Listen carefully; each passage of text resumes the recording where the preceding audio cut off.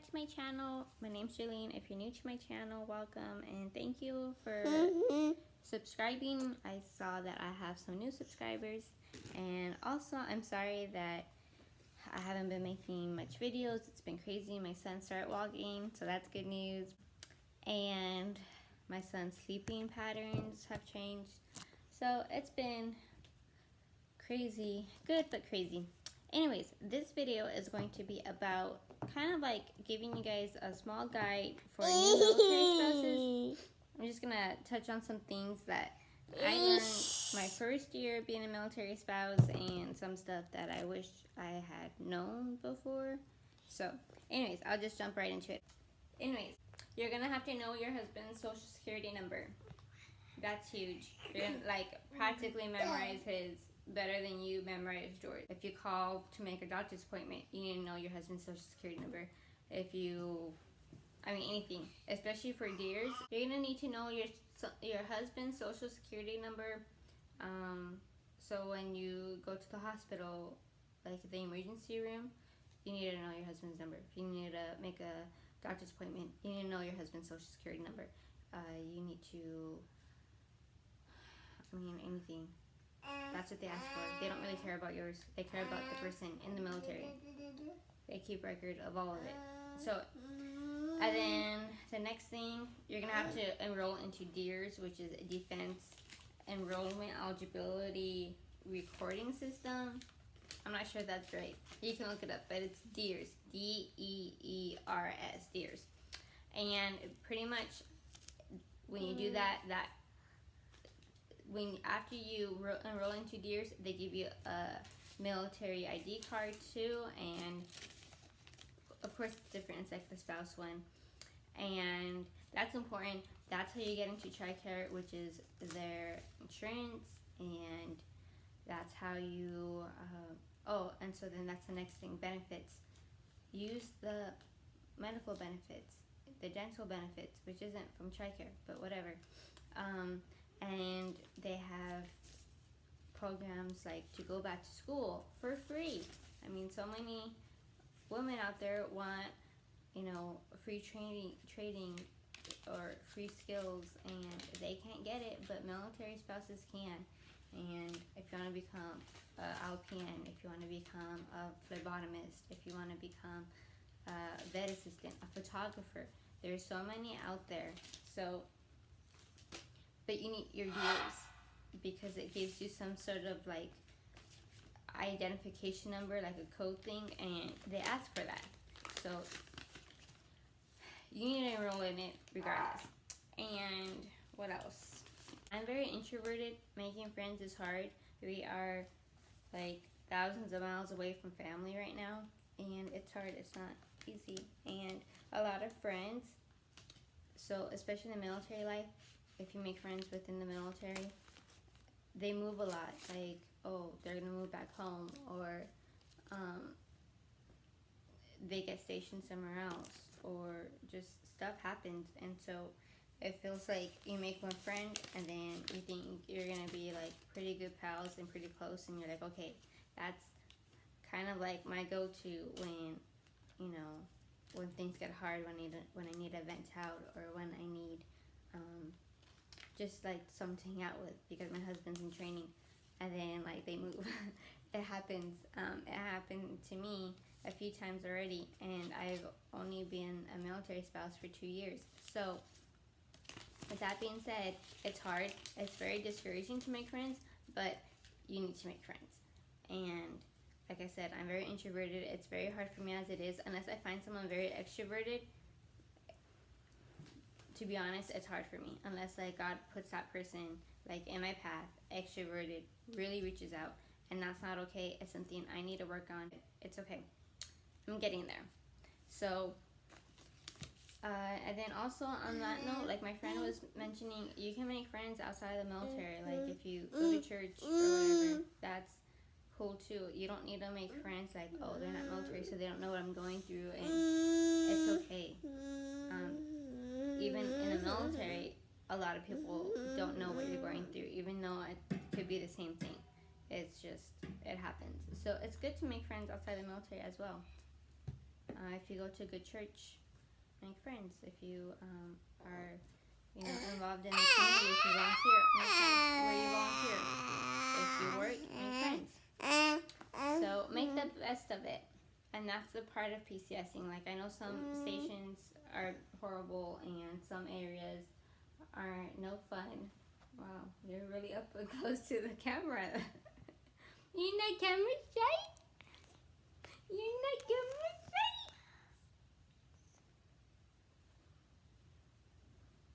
Anyways, so, and make the most of being stationed. Even if you don't like where you're stationed, even if it's like overseas and it's tough, even if you hardly see your husband, you have to make the most of it. You're gonna be there regardless. You can't be like, oh, I want to go to different duty station because it's horrible here, and I know it says it's a 4-year place here, and they can change it. If you're active duty, they can change it. Like, if they say, oh, you're supposed to be here 4 years, and then 2 years later, oh, you're going somewhere else, they can do that. But you, on the other hand, cannot do that. Like, if you're like, we hate it here, so you want like early orders to leave, you can't unless it's a huge emergency, like a medical emergency kind of thing. So there's that. Caleb, where'd you take my notes? I had all these in bullet points. Here it is. So yeah, and then understand it's going to be lonely. Like, even if you make some friends, I'm not saying like they're not good enough, but it's different from having your mom. It's different from having your sister. It's different from having your husband home. It's not the same.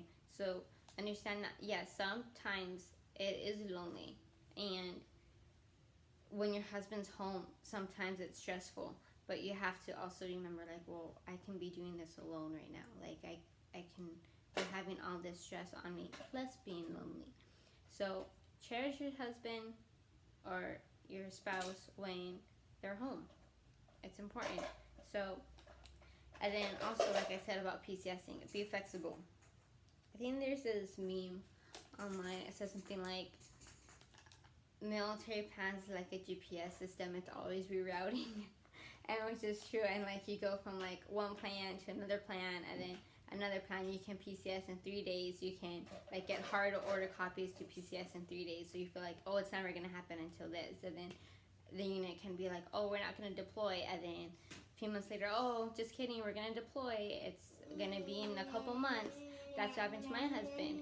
So you just never know, and you have to be flexible. Sometimes your husband doesn't have to work. Sometimes he has a 4-day. Oh, just kidding, he has CQ, so he has to work 24 hours for this day in the middle of your 4-day. Stuff like that, it happens. So you have to be flexible. You have to be understanding. You have to be ready. You have to be extra prepared. Yes, don't expose a bunch of info on the internet. There are certain rules as far as what you can expose. Like, if your husband's deployed, you can't be like, oh, I'm so happy that this specific unit is coming home. It's gonna fly here at this specific time. Don't do that. Just don't. There's meetings and there's rules. I think they're even posted on the internet, on Pinterest, like what to say, what you can't say, what you cannot say for the world to see. And then also the FRG group. Get involved in your FRG group. Some people don't have an FRG group.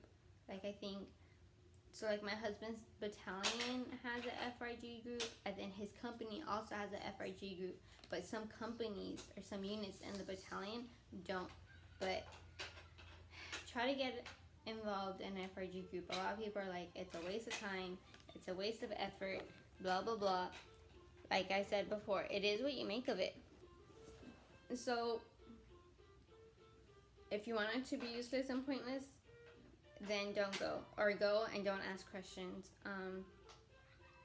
If you don't want to get involved, and then also get involved in the way that you can. Like, I can't obviously be a full-on leader with my son and his therapy and such, but like, if there's an event and they want me to bring, I don't know, hot dog buns to their cookout, then I can do that. Just like, be involved how you can.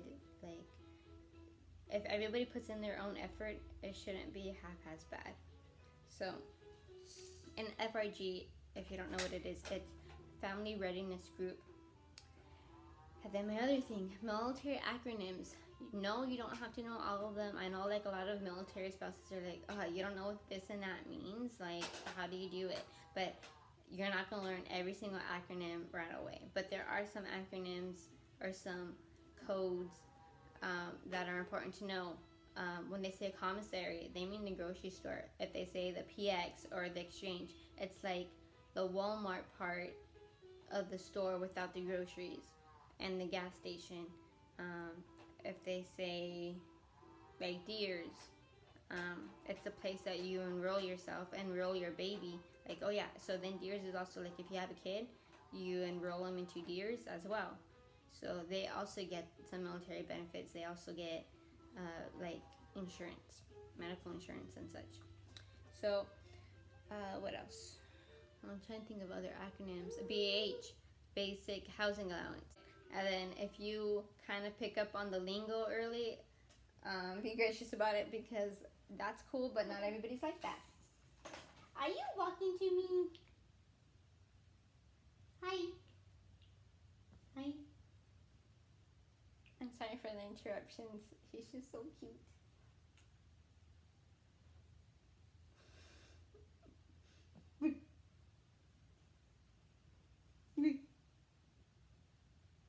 Anyways, so yeah, that's what I have to say about acronyms. And then also on-post and off-post living. We've never lived on post. We never lived on post. And post. So that is code for like the military base where military goes to work and train and whatnot. So anyways, I know a lot of these codes or acronyms and such, you know. But anyways, so we never lived on post. We've always lived off post. So you get BAH, which is Basic Housing Allowance. I don't know if it's the same for every single state duty station, but here, if you live on post, they take your whole BAH. And then also for people that are non-military, so people think, okay, so like my husband's paycheck, like say it's $2,000 something every 2 weeks. People think, oh, it's that plus free housing. It's not. They split it, your BAH in half. Like they give half of them out one check and then the other half the second check in the month. So you get paid like the 15th and the 1st. I want to say like every couple weeks. So people think it's your salary and then also free housing, or your whole salary like that, $2,000, whatever, and you live free on post. No, like so if we lived on post, he wouldn't get $2,000 something. He'd get like $1,200 or whatever it may be. So that's how they have it worked out. It's like they have base pay, which is like the amount that everybody gets paid according to like how many years you've been in and your, I don't know if it's ranked. Anyways, but like the base pay is what everybody gets, like across the state, across the nation, and then also overseas. And then your BAH changes according to your location. And God bless you. The reason why they have it like that is because, like, before we were stationed in Fort Bliss, which is El Paso, Texas, that's a totally lower, like, really low cost living. And then now we're in Washington State, in Tacoma, Washington, and did you want this one back? I'm sorry. We're in Tacoma, Washington, stationed in Fort Lewis, which is a lot higher expense. So you're not going to pay the soldier the same amount in El Paso like you would in Washington State. So that's why they have also the BAH, like it changes according to your location. And then it's also based off of rank. So like say E5 gets like 1800, 18 something, and then like an officer will get like, I don't know, like 2,100. I'm just guessing. So it's different. And So like when you kind of like look into it more, like especially I think for enlisted, it's kind of like the same salary as like an entry level job. That's the way I would put it. So it's not like great money, but it's not like horrible. Like, I mean, it's doable. I mean, sometimes you struggle like everybody else, but yeah. So that's what that means. And then, so I don't know how it is to live on post. I'm sorry I couldn't give like a video on that, but that would be H's and base pay. I think that's about it. Okay, so there's some other things that I can think of out of the top of my head that I didn't put into my notes. Don't get a ticket on post, whether you live on post or not, because they find out, okay, I'm sorry. So they find out like what unit your husband is in, and then they tell the commander, and then they tell, I don't know, and then it becomes a big deal, and then your husband can get in trouble. But so don't get pulled over. And then the tickets are expensive, they're crazy, and they make sure that you pay them. If you don't pay it, you can't get back on post. It's like this horrible mess. I don't know if that part's true. I don't know if that's a rumor. But anyways, don't get pulled over. I know the speed limits are stupid. I'm sorry for my language. They're dumb on post. It's like, why am I going 25 miles an hour and there's like nobody on the road, and these roads are completely safe. There's so much space and I can go 45 easily. Don't do it. An MP will pull you over, and they pulled me over once when me and my husband were engaged. I think we went to like Burger King, and then I went to go drop my husband off at the barracks, and we got pulled over, and the food got cold, I think. Anyways, I just got away with the warning, and I was super nice and calm, and so it was fine. I didn't get a ticket, but if I did, it would have been really bad. And so they tell your commander, or your husband's commander, your spouse's commander, whoever it may be. And then on that note, you represent your husband. So if you're at an FRG meeting, don't be snobby. If you're at a military ball, don't be snobby.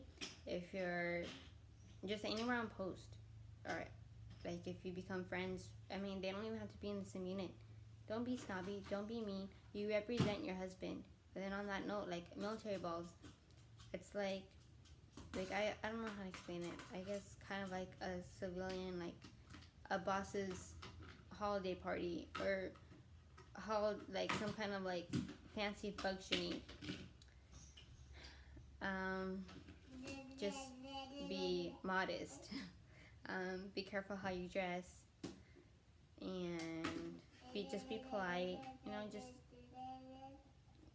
Act like you have good manners all the time. Even if you don't like someone, be nice. So because it's not just about you, it's about representing your husband. And I'm not saying like be fake. Just be nice to everybody. Treat people how you want to be treated, with respect, and then you'll be good. So anyways, I hope this video was informative to those that are new to the military, or a good refresher, or those that don't know anything about military. I hope this kind of gives you an idea of how it's like to be in the military life as a spouse, and hope it gives you some compassion, and hope it helps you realize we're a lot like the same. No need to be intimidated by a military spouse, or for a military spouse to be intimidated by civilians. Nobody's better than the other. So, yeah, I hope you guys have a blessed day, and thank you all for watching. Please subscribe if you want to know more things in the military life, or see my family, and please hit the like or dislike button. I want honest feedback. Please put in the comments any type of videos you want us to post, and we'll see you next time. Thank you. Bye.